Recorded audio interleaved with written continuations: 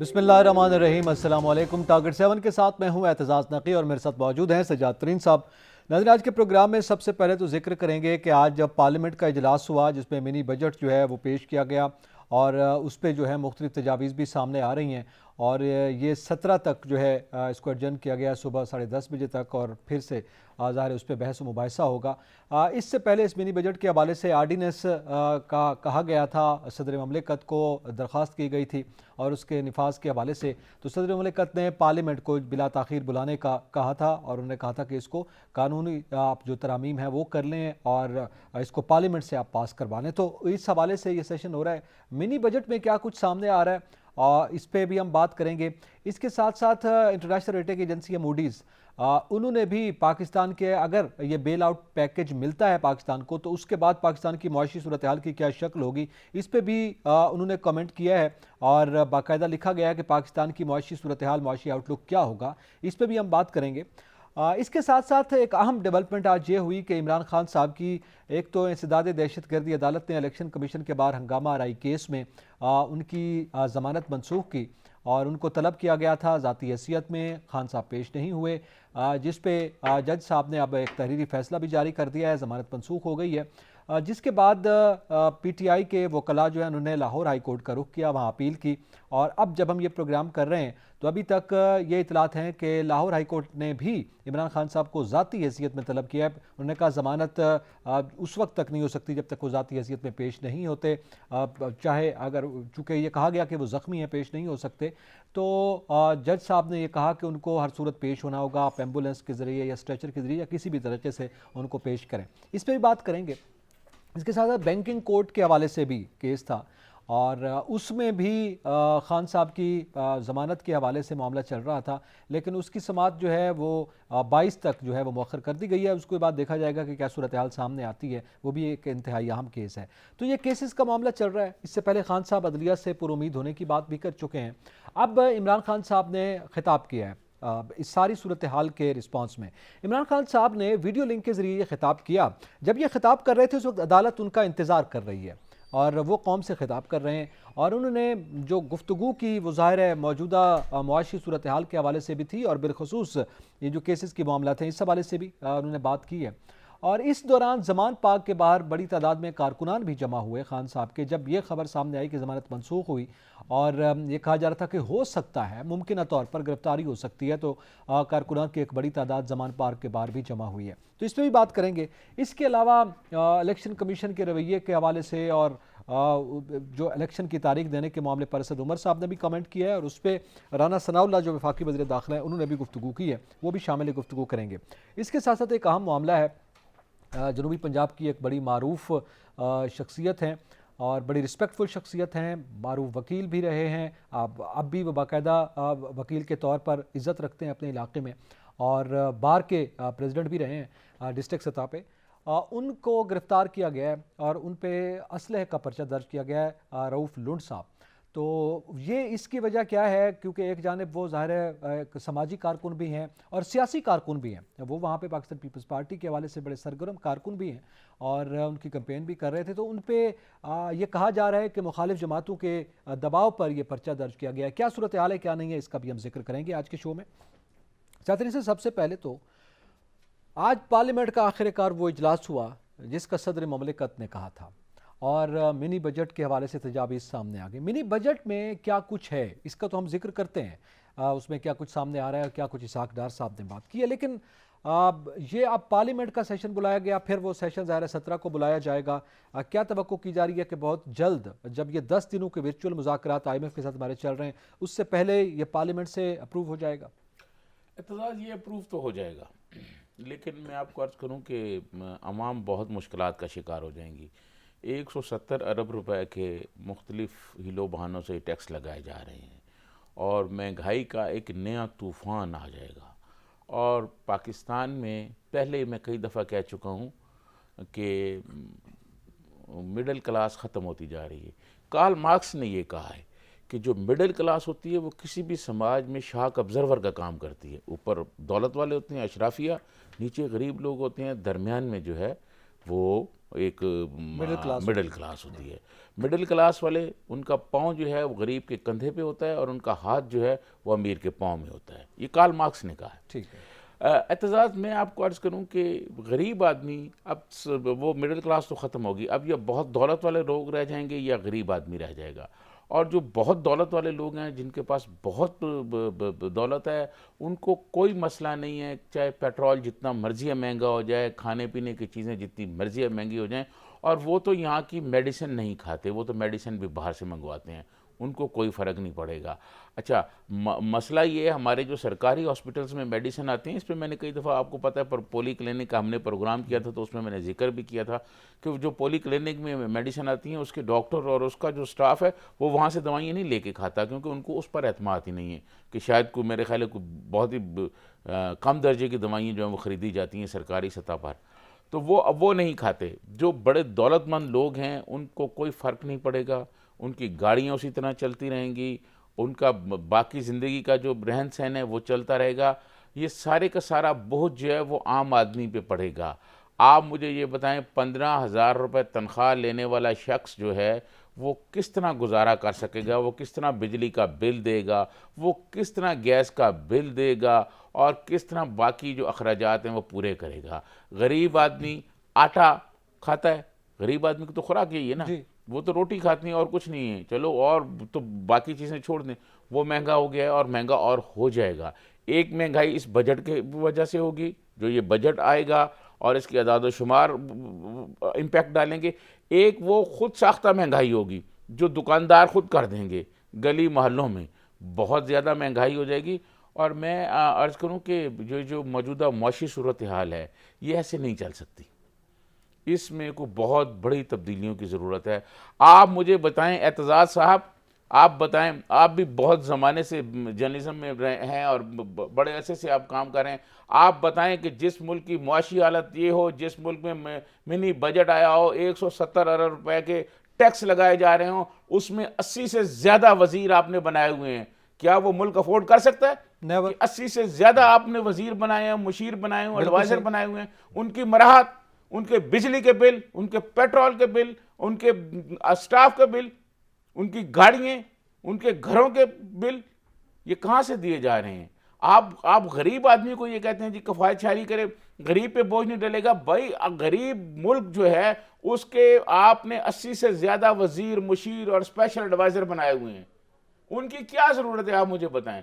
मैंने गुज़िश्ता दिन भी अपने प्रोग्राम में ये कहा था कि मराहत अगर ख़त्म करनी है तो बड़े बड़े सरकारी अफसरान की ख़त्म की जाए, बड़े बड़े जो ताकतवर इदारे हैं उनके जो हेड्स हैं, उनके जो बड़े अफसरान हैं, उनकी मराहत कम की जाए। गरीब आदमी पे आप बोझ डाल रहे हैं। और ये जो बजट आ रहा है, इस पे जो पैसे वाला जो दौलत, देखें जिसके पास दौलत है ना एतजाज़, ये पाकिस्तान के, जो पाकिस्तान नहीं पूरी दुनिया में ये है, जो सरमायादाराना निज़ाम है, इसमें जिसके पास जितना सरमाया है वो उतना ही ज़्यादा प्रॉफिट कमाता है। ठीक है। ठीक है, और जिस आदमी के पास नहीं है वो आदमी उतना ही रोटी से मजबूर हैं लोग। यार, इतनी महंगाई कर दी आपने, और उस पे आप ये बजट आप कह रहे हैं कि है। हम IMF के उस पे नहीं कर रहे हैं, जो मुआहदा कर रहे हैं वो हो गया। भाई 83 तकरीबन लोग हैं आपके कैबिनेट में। अच्छा, इस पे भी बात कम करें, इस पे भी बात करते हैं। इस पे आज मरियम औरंगजेब साहबा ने गुफ्तगू की है कि नून लीग के जो वज़रा हैं वो तनख्वाहें नहीं लेंगे, और ये वो जो किफ़ायत शहरी मुहिम का हमने गुज़िश्ता रोज़ भी जिक्र किया, उससे क्या फ़र्क पड़ेगा, और क्या ये सिर्फ ऐलान है, ऐलान ही रहेगा? क्या नून लीग के ही वज़रा हैं फ़कत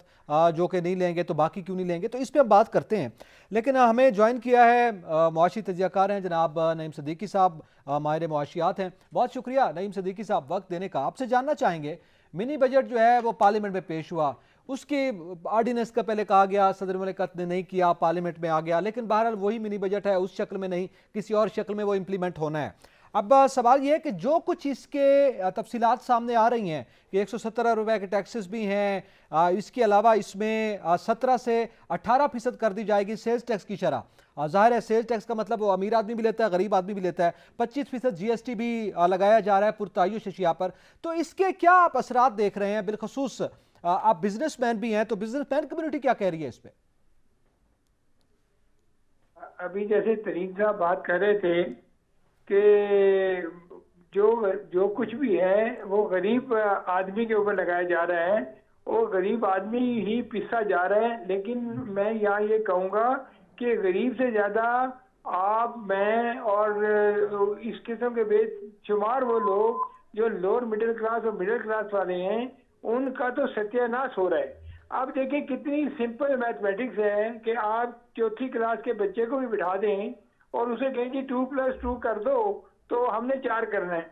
अब 170 अरब का उन्होंने जवाब ये दे दिया है कि जनाब हम जो है जो अपना जीएसटी बढ़ाएंगे ना 17 से 18%, तो 55 अरब रुपए मिलेंगे।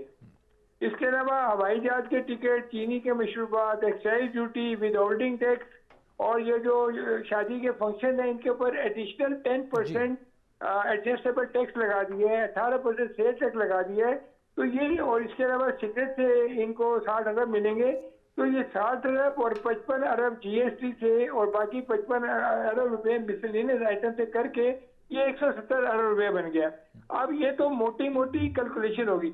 अभी ये पेट्रोल जो है वो कर रहे हैं 20-25 रुपए वो बढ़ जाएगा। अभी खबर है कि शायद 281 पेट्रोल हो जाए, 295 तक जो है ना डीजल चले जाए।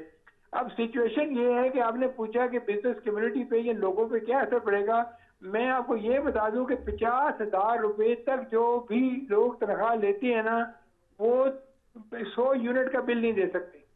इस वक्त 200 यूनिट जो बिजली यूज करता है उसका बिल 10,000 रुपए से ज्यादा आता है। अभी गैस जो है वो 76% ये बढ़ाएंगे। अब ये दो चीजें और ये तीसरा पेट्रोल अगर 280 बढ़ जाता है तो 20-25 लीटर तो महीने का मोटरसाइकिल वाला भी यूज करता है। तो ये तो बिल्कुल टोटल जिसको कहते हैं ना बगैर सोचे समझे। देखिए एग्रीकल्चर के ऊपर टैक्स नहीं लगा रहे, टैक्स टू टैक्सेबल नहीं कर रहे, रैशनलाइजेशन नहीं कर रहे, वो एवेन्यूज नहीं ढूंढ रहे। अगर आपकी तनख्वाह आज 50,000 है तो आप 50,000 पे टैक्स देंगे, आपकी तनख्वाह कल 1,00,000 हो जाए, 2 लाख हो जाए, तो आपसे टैक्स उन्होंने वसूल ही कर लेना है। लेकिन जो अरबों रुपए की ट्रांजेक्शन कर रहे हैं, इस वक्त मुल्क में 22 लाख दुकानदार हैं जिसमें से 30,000 टैक्स देते हैं। और आप देखें यहाँ पे इतनी ब्लैक इकोनॉमी है और बहुत सारा तबका जो है वो जो है बिल्कुल टैक्स नहीं देता और हुकूमत उनसे टैक्स लेना भी नहीं चाहती, हुकूमत उनको ढूंढना भी नहीं चाहती।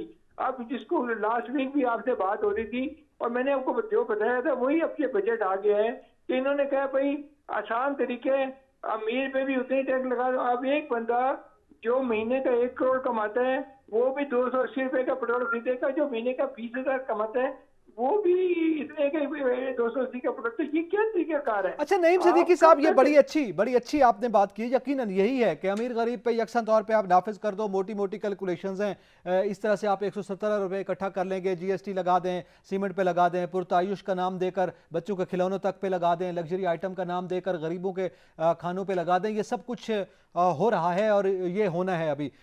लेकिन अब सवाल ये है, ये दूसरी जानब यहाँ से तो ये 170 अरब रुपए इकट्ठा करने की बात कर रहे हैं, लेकिन दूसरी जानब ये भी बात की जा रही है किफ़ायत शहरी भी हम करेंगे, वज़रा नून लीग के सिर्फ वज़रा तनख्वाहें नहीं लेंगे, तो वो भी क्या कोई बचत होगी, वो भी क्या इंक्लूडिंग है इसमें? ये आई वॉश है। देखिए हुकूमत जो है कम अज कम 6,000 अरब एडिशनल टैक्स वसूल कर सकती है। मैंने आपको उस दिन भी ये कहा था कि बहुत सारे ऐसे सेक्टर्स हैं जो कि हुकूमत उनसे टैक्स नहीं ले रही, अपनी मुराद कम करें। और जो गैर मुनाफा बख्श ऑर्गेनाइजेशन हैं पब्लिक सेक्टर में उनको आप प्राइवेटाइज करें। पीआईए 650 अरब का खसारा कर रही है, स्टील मिल 400 अरब का खसारा कर रही है, आपका वापडा का इसके सर्कुलर डेट जो है 2600 अरब हो चुके हैं, आपके गैस के सर्कुलर डेट 1600 अरब हो चुके हैं। आप उन लॉसेस को कंट्रोल करें। आप इस तरह कब तक करेंगे, आप गरीबों को कब तक तबाह करेंगे।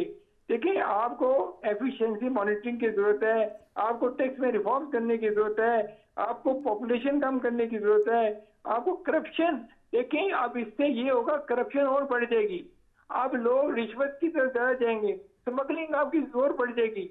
एफपीआर जो है उसको जब तक उसमें रिफॉर्म नहीं लेके आएंगे, ये जो टैक्स होता है ना ये तो बाई प्रोडक्ट होता है, जब तक रिफॉर्म्स नहीं होगी तो टैक्स कैसे आएगा। बिल्कुल आप सही। रिफॉर्म्स करें, आप कस्टम को ठीक करें, आप इनकम टैक्स को ठीक करें, तो टैक्स खुद ब खुद आप भरना शुरू हो बेहतर हो जाएगा। लेकिन बहुत अगर शुक्रिया आप नईम सदीकी साहब, आपने अपना कीमती वक्त दिया और हमसे गुफ्तगू की। बड़ी अच्छी तजावीज़ इस हवाले से सामने आई है कि अब यार इस्लाहत के बगैर जो कुछ हो रहा है उसका बोझ गरीब पे भी आएगा। इस पर मजीद भी बात करेंगे मिनी बजट के हवाले से, उसके मंदरजात के हवाले से भी, और फिर जो सियासतदान जो खेल खेल रहे हैं उसमें कितनी हद तक इस जानिब तवज्जो दी जा रही है, कौन संजीदा है गरीब आदमी के लिए, इसका भी जिक्र करेंगे। ब्रेक के बाद हमारे साथ रहिएगा।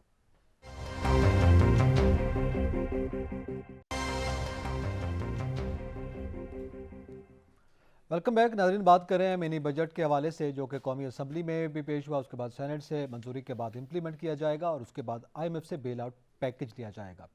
इसमें दो बड़ी अहम बातें हैं।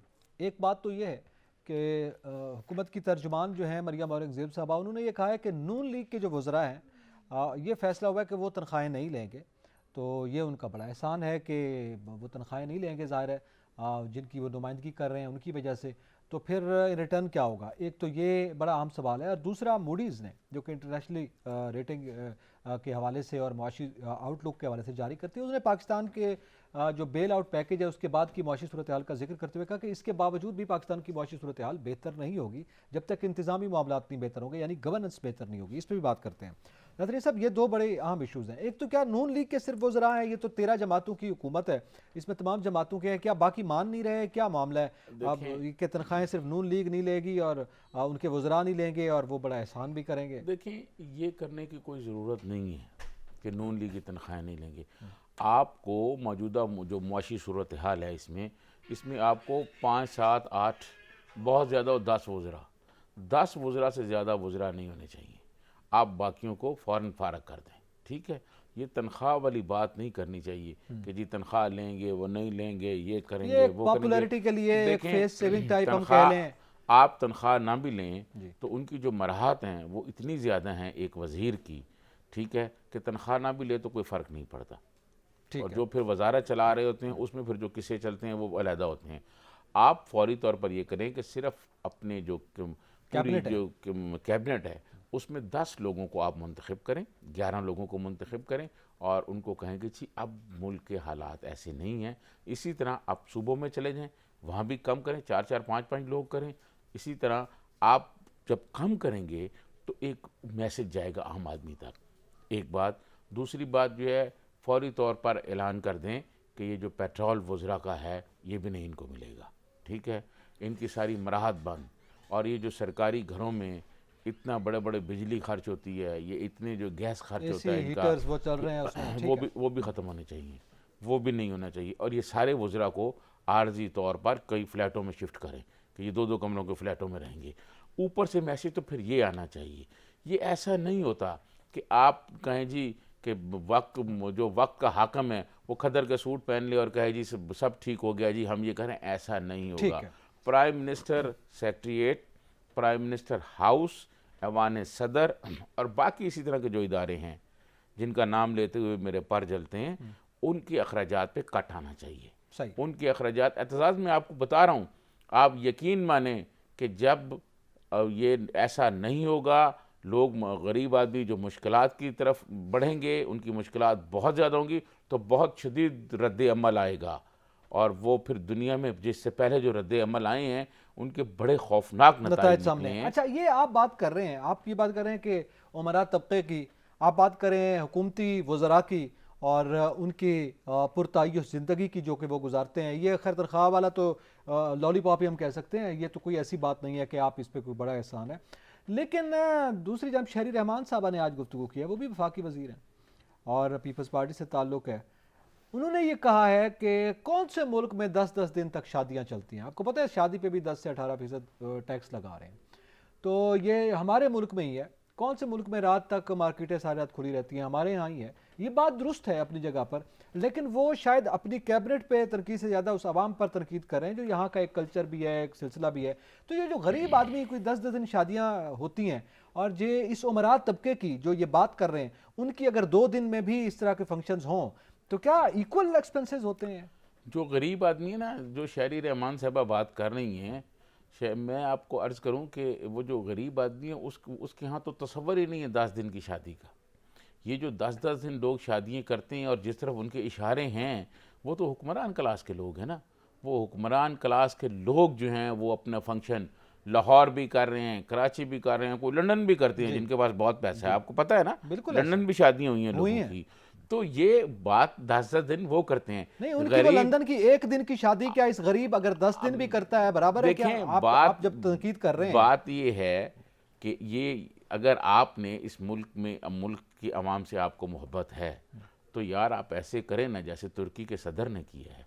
आप ये करें ना कि आपको जो बैरून मुल्क असासे पड़े हुए हैं बेच दें सारे, कहें जी हम इस मुल्क के गरीब आवाम के लिए बेच रहे हैं, फिर इधर ही कारोबार करके आपने कमाना है ना। मैं कारोबार ही कह रहा हूँ ना, कारोबार करके फिर आप कमा लें।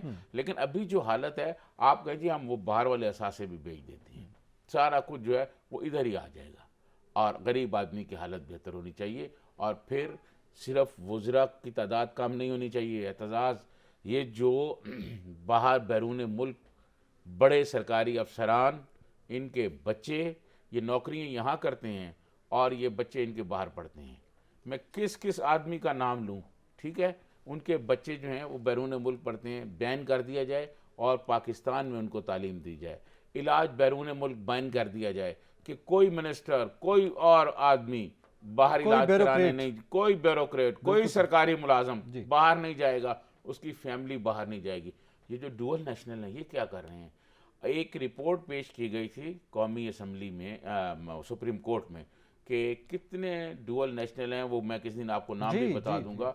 वो हज़ारों की तादाद में लोग हैं जिन जो डुअल नेशनल हैं, कनाडा की हैं, लूट मार पाकिस्तान में करते हैं, मुलाजमतें यहाँ करते हैं, बच्चे उनके बाहर पढ़ रहे हैं और जनाब सारे उनकी फैमिलियाँ बाहर सेटल हैं, यहाँ से माल बना के वो बाहर भेज रहे हैं। भाई उस तरफ आप तवज्जो दें, आप उस तरफ तवज्जो दें। ये जो इनडायरेक्ट स्मगलिंग हो रही है आपके सरमाए की, ये जो है इस पर आपको कट लगाने का सोचें। ये क्या बात हुई? आप फिर अनाउंस कर दें एक। देखें बात ये, अगर आप समझते हैं कि भाई मुल्क की सूरत हाल ठीक नहीं है, मुआशी हालत बेहतर बनानी है, आप बैन करें कि ये जो अपना क्या नाम है 6-6 कनाल के घर हैं, बैन कर दें। आपके 10 मरले से बड़ा किसी का घर नहीं होना चाहिए, जिसका 10 मरले से ज्यादा घर है वो जब्त कर लिया जाएगा। आप फिर करें ना ये। देखें बात जो काम करने के हैं जो वो काम करें, करने के हैं वो करें। देखिए अरबों रुपए बैंकों में पड़े हुए हैं, आपके लोगों के अरबों रुपए बैंकों में पड़े हुए हैं, उस पर आप कोई करे काम करें, सर्कुलेट करें कि 10 लाख से ज्यादा कोई बैंक में नहीं रख सकता,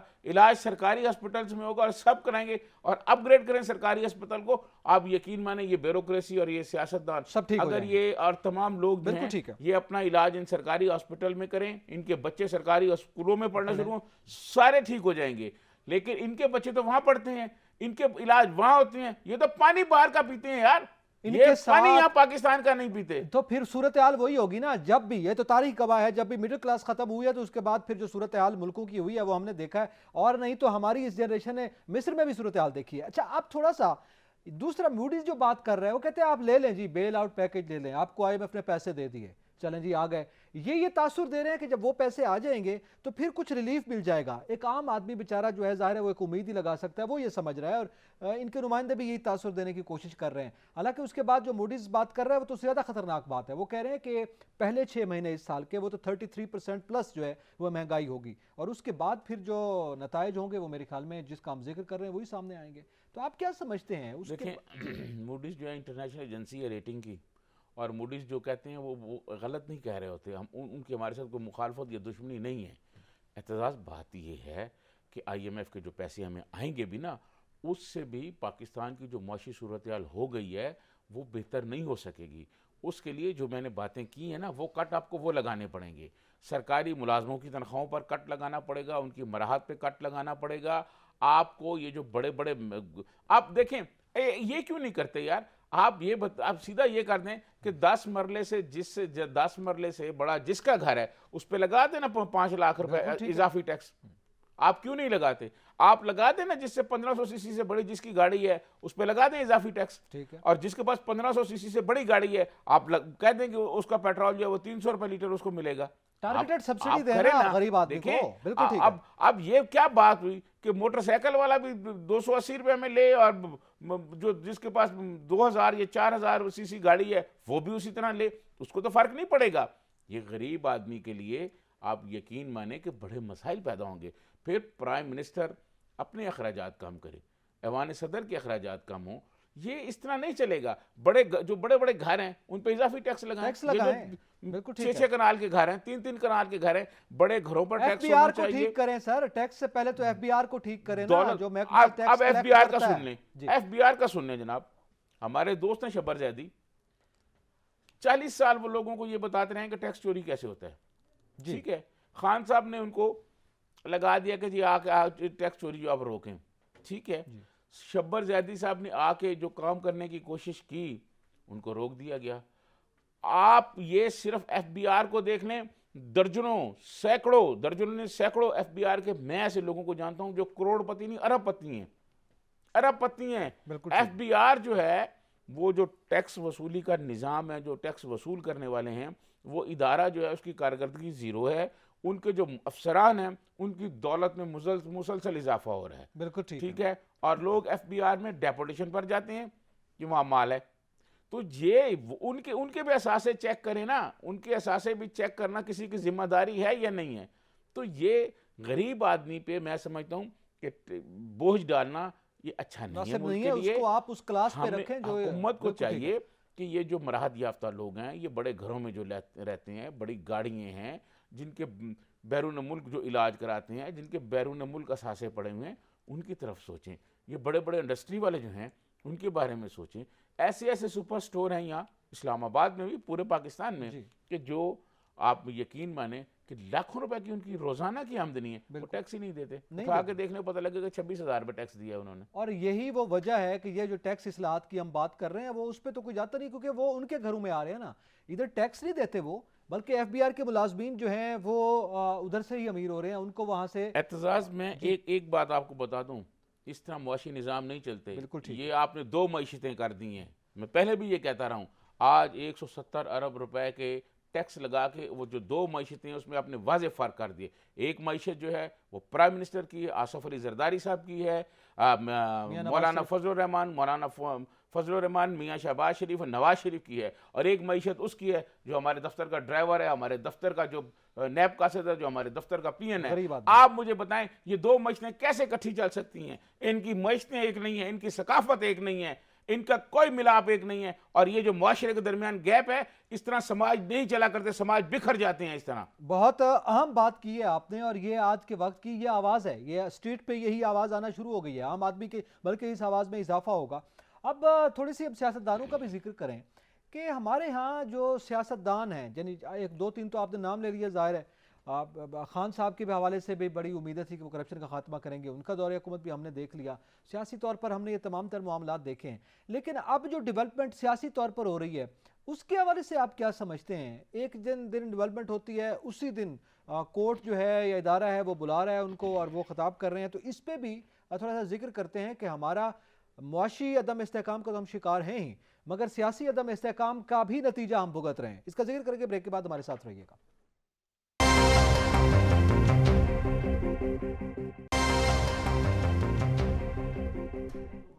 वेलकम बैक नाज़रीन, बात कर रहे हैं, एक तो हमने ओवरऑल जो मुआशी सूरत हाल है, मिनी बजट आ रहा है, गरीब आदमी के क्या मामलात होंगे इसका जिक्र किया है, और इससे ज़ाहिर है ये पोल खुल गया है, मौजूदा हुकूमत के पास भी कोई मुआशी प्लान नहीं है, वही मोटे मोटे फिगर्स हैं, वही आम आदमी से पैसे इकट्ठे करो और IMF की डिमांड्स पूरी करो, तो ये मामला तो चल रहा है। लेकिन दूसरी जानिब आज जो बड़ी अहम डेवलपमेंट हुई है वो ये हुई है कि आज इंसदाद दहशतगर्दी अदालत ने इमरान खान साहब को इलेक्शन कमीशन हंगामा आराई केस में जो कि ज़मानत दी हुई थी पहले ही, और उनको बार बार इस्तिस्ना की दरख्वास्त दी रही थी हाज़िरी के हवाले से, कई बार बुलाया गया, तो अदालत का ये कहना है, जो रिमार्क सामने आए हैं, कि 11 बार खान साहब को बुलाया गया, वो पेश नहीं हुए।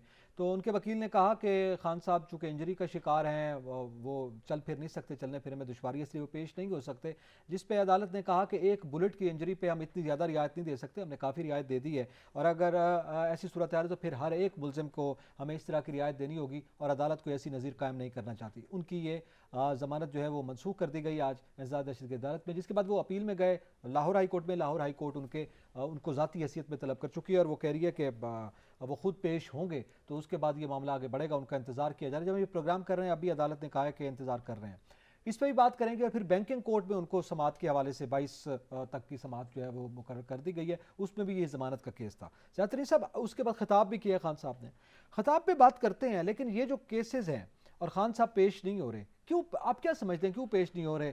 और कोर्ट कह रही है कि हम बहुत ज़्यादा रियायत दे चुके हैं, इसके बाद कोई गुंजाइश नहीं है। एतजाज़ जजेस मेरे लिए बहुत मोहतरम हैं, मैं बहुत रिस्पेक्ट करता हूँ जजेस की, लेकिन जजेस के अपने रवैयों से ना मुझे बहुत तकलीफ़ होती है और फिर मैं बातें करता हूँ। आप सदर आसफ़ अली ज़रदारी साहब की मुकदमात की एक फ़हरिस्त उठाएं और उनके बारे जजेस जो कुछ कहते हैं वो आप देखें कि उनको वो कहते थे कि जनाब असासाजात केस में उन्होंने कहा जी बीमार है, उन्होंने कहा जी लेके आएँ, कोई दूसरी पेशी नहीं होगी। और ख़ान साहब को कितनी पेशियाँ दी हैं। ख़ान साहब के साथ जो जजों का रवैया है, मैं समझता हूँ उसके बाद मैं इस नतीजे पे पहुँचा हूँ कि एक राइल कोर्ट बना दी जाए अलहदा, उसका नाम राइल कोर्ट हो और उसमें ये राइल लोग पेश हों जिनके लिए जिनको कोई परवाह नहीं है, वो आएँ ना आएँ, वो जजेस को जो मर्जी रियायतें कहते मिलती रहें, जिस तरह मर्जी अपनी मर्जियों के फैसले नहीं, भी आज वो तो लेते जज साहब रहें। ने कहा है कि ठीक है जमानत जी। ही मनसूख कर दी है ना। देखें 10 मरतबा जी, आप 11 पॉलिटिकल हिस्ट्री उठा के देखें, पाकिस्तान की 75 साल किस आदमी को 11 मरतबा दी गई है। आज मैं बहुत मतलब जो आईनी और कानूनी अमूर के माहिरीन से उनसे बात करता रहा हूँ कि इससे पहले किसी के साथ ये रवैया रखा गया। आप यकीन माने गरीब आदमी जो साइकिल चोरी में, मोटरसाइकिल चोरी में है, वो एक दफ़ा जमानत हो जाए, अगली दफ़ा ना जाए तो जज कहता है गिरफ्तार करके ले आओ उसको। ये क्या बात है? ये किस तरह का कानून चलेगा? ये क्या क्या आप कर रहे हैं भाई? बात यह है कि 11 मरतबा आप रियायतें देते रहे, उसके बावजूद वो नहीं है। क्या किया आपने? तो इनके लिए, एक खान साहब के लिए, और ये जो एक राइल क्लास है पूरे पाकिस्तान की, समझ रहे हैं ना आप? जी राइल जी बिल्कुल क्लास सही है। जो अदालतों में नहीं जाते ना, अदालत जजेस उनको उस तरह बुलाते हैं, उनके लिए एक राइल कोर्ट बना दी जाए ताकि गरीब आदमी को जो इन अदालतों में मुकदमात वक्त हैं, ज़ाया होता है। वो जो वक्त ज़ाया होता है वो तो बेचारा ना हो ना। वो गरीब आदमी जो है, यार आप ये बताएं, गरीब आदमी जो है वो मर जाता है बेचारा। आपको पता है कई दफ़ा ये हुआ, आसफ सईद खोसा साहब के ज़माने में एक बंदे की जमानत हुई, पता चला ये तो मरे हुए भी 5 साल हो गए इसको। ये है इंसाफ की हालत पाकिस्तान में, ठीक है। और एक तरफ अब जनाब, मैं तो यही कहूँगा कि आप उनको राइल कोर्ट बना के दे दें कि उनकी तरफ कोई उंगली नहीं उठा सकता, कोई हाथ नहीं उठा सकता। अगर कानून सब के लिए एक है तो मैं समझता हूँ पंजाब हुकूमत को जब से उनकी ज़मानत की दरख्वास्त मुस्तरद हुई है, उनको गिरफ्तार कर लेना चाहिए था। ये कोई बात है कि जी कल को कोई और जथा आ जाए और वो कहे जी मेरे इर्द गिर्द बैठ जाओ और जो मर्जी है पाकिस्तान के आइन और कानून की जिस तरह मर्जी है धज्जियाँ आप उड़ाते रहें, फिर इस तरह रियासतें नहीं चलती, इस तरह मुल्क नहीं चलते।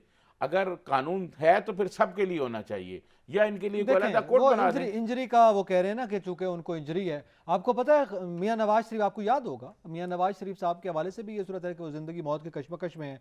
खान साहब की हुकूमत थी और कोर्ट ने यह अहकाम दिया था कि ठीक है वो बाहर चले जाएं। वो तो गिरफ्तार हो चुके थे, उसके बाद वो बाहर गए हैं, तो जाहिर है फिर उनके लिए तो सबके लिए ये है। मतलब मैंने जो राइल कोर्ट की बात की है ना, वो पूरे तबके के लिए बात की है।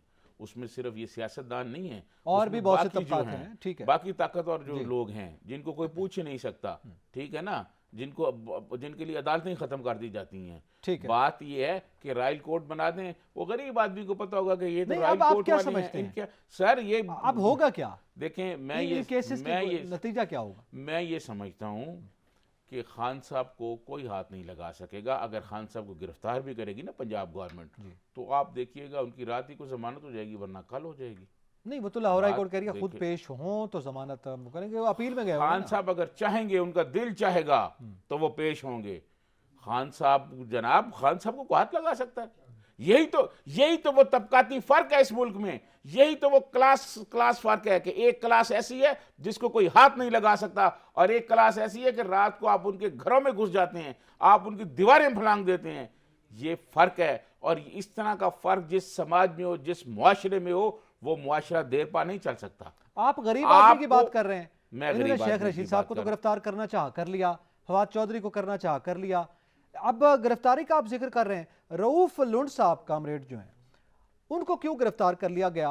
कि उन पे जो पर्चा दर्ज किया गया, ये कहा जा रहा है कि जनाब कोई असला था और खुदा न खास्ता कोई रॉकेट लॉन्चर थे। वो पढ़े लिखे आदमी हैं, अहले किताब आदमी हैं, साहिब कलम आदमी हैं, और वो ये बात कर रहे हैं कि जनाब और वो खुद वकील हैं, ठीक है, और सियासी और समाजी कारकुन हैं। उन पे जिस तरह से पर्चे दर्ज किया गया, ये कहा जा रहा है कि सियासी दबाव है, तो फिर क्या नतीजा होगा? ये आप इनकी गिरफ्तारी के हवाले से क्या कहते हैं, जो कि एक आप जानते हैं अच्छी तरह से? एतजाज़, मैं रऊफ़ को बहुत अच्छी तरह जानता हूँ। रऊफ़ लुंड जो है वो एक बहुत ज़बरदस्त और बड़ा मैच्योर सियासी कारकुन, चीज़ों को समझने वाला आदमी, एक पढ़ा लिखा आदमी है। लेकिन जब आप वहाँ के जागीरदारों को, वहाँ के सरदारों को, वहाँ के वडेरों को आप ललकारेंगे तो आप यकीन माने कि ये शुक्र करें कि उनके घर से उन्होंने रॉकेट लॉन्चर और पता नहीं और कुछ नहीं उसके कमरे से बरामद कर लिया। यहाँ की पुलिस का तो आपको पता ही है ना जी, जी बिल्कुल ऐसा। यहाँ की पुलिस अच्छा, तो थोड़ा ऐसी। मुझे अभी इजाजत दें, थोड़ी सी डिटेल्स जान लें कि ये क्या केस हुआ है और क्यों ये सूरत हाल सामने आई है, मकामी सतह पे क्या हो रहा है आम आदमी के साथ और सियासी समाजी कारकुनान के साथ। अली रजा हमदानी हमारे साथ मौजूद है, हमारे रिपोर्टर हैं, उनसे मजीद जानते हैं। जी नानी साहब, बहुत शुक्रिया वक्त देने का। ये क्या हुआ है कि जामपुर में वो गए, वहाँ पे कोई गिरफ्तारी सामने आई, कॉमरेड रऊफ लुंड साहब जो हैं उनके हवाले से मैं पूछना चाह रहा हूँ कि क्या पर्चा दर्ज किया गया और क्या हकायक है वहाँ पे? जी बिल्कुल एहतजाज कामरेड अब्दुल रऊफ खान लुंड की गिरफ्तारी और मकामी सरदारों की हिमायत पर उन पर दर्जशुदा मुकदमा इंतहाई मुज़हका खेज अमल है। नाजरीन और सामीन को कामरेड रऊफ खान लुंड की शख्सियत के मुतालिक आगाह करना चाहूंगा। रऊफ खान लुंड एडवोकेट साबिक सदर बार कौंसिल जामपुर रह चुके हैं, जबकि इन दिनों जामपुर में मारूफ कानून दान की हैसियत से अपने फराइज सर अंजाम दे रहे हैं। डेरा गाजी खान से शाये होने वाले मकामी अखबार रोजनामा सच सवेरा में बतौर लीगल एडवाइजर के भी अपने फराइज सर अंजाम दे रहे हैं।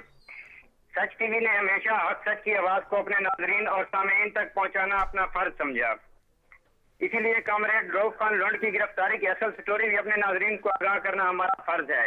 जी जी। कौमी असम्बली के हल्का NA 193 में सरदार जाफर खान लिगारी के इंतकाल के बाद खाली होने वाली सीट पर इलेक्शन की गहमा गहमियां जारी हैं।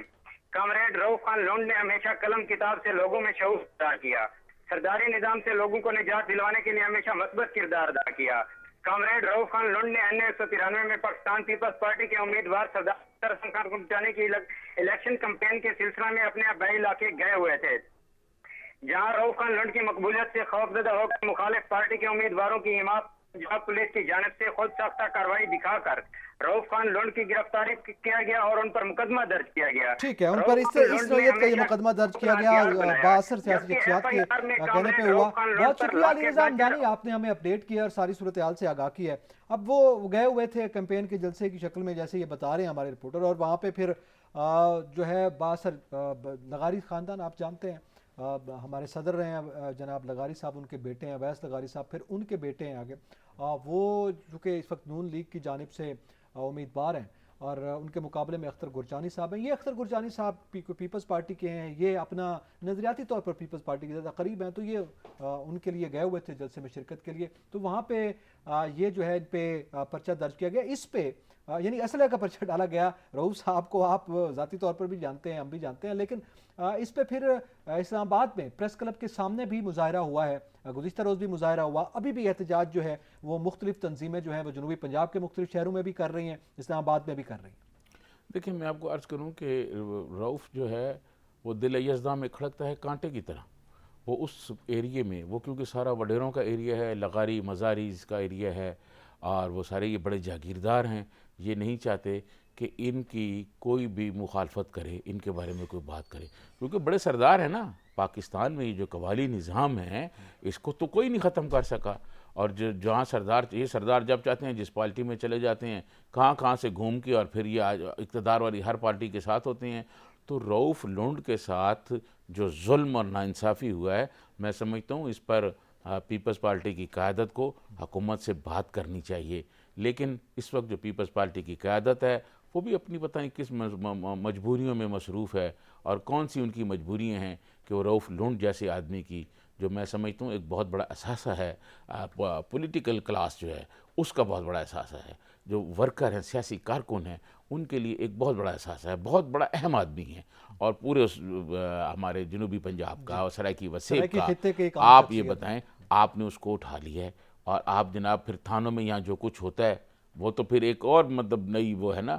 तो अब जाहिर है उनके पीछे उस तरह के लीडर नहीं है ना, रऊफ लुंड किसी बड़ा सरदार की कोई उसको सपोर्ट है, बल्कि वो सरदार और सारे जागीरदार उनके मुखालिफ हैं। तो अब आप मुझे बताएं, रऊफ लुंड का किसी अदालत ने आज खुद नोटिस लिया है? किसी जज ने कहा है कि मैं बैठा हूँ रात 8 बजे तक, रऊफ लुंड को क्यों गिरफ्तार किया है? क्या बात करते हैं। फिर आप कहते हैं जी जो है जज जब चाहे ये कह दे अपनी मर्जी से और 4 दिन बाद तरदीद कर दे कि एक जो है वजीर आजम जो था वो ईमानदार था और बाकी फिर उसका मतलब क्या बिल्कुल, है? तो फिर उस पे ये आप ज़्यादा क्या तरदीद कह तो रहे होनी है। हैं? बिल्कुल मैं ठीक। समझता हूं कि जिस तरह हमारा मुआशी निज़ाम जो है उसको दुरुस्त करने के लिए बड़े इकदाम की जरूरत है, इस तरह निज़ाम अदल को दुरुस्त करने के लिए भी बड़े इकदाम की जरूरत निज़ाम है। आदल को दुरुस्त करने के लिए भी बड़े इकदाम की जरूरत है। इसी के साथ ही एतजाज़ नकी और सजातरीन को इजाज़त दीजिए। अल्लाह हाफिज़।